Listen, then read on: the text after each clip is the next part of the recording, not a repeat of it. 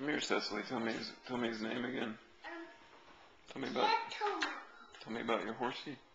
His name is Guillermo, and if you say Guillermo, that's how you get him to go faster. And where do you live? In the barn. In the barn. In the barn. I heard you. Is that where Tonob lives? Yes. He has a special cage so he doesn't chew up my baby. What else do you want to tell me about? We need to go back pony? to the barn. Okay. Bye-bye. Bye. Yep.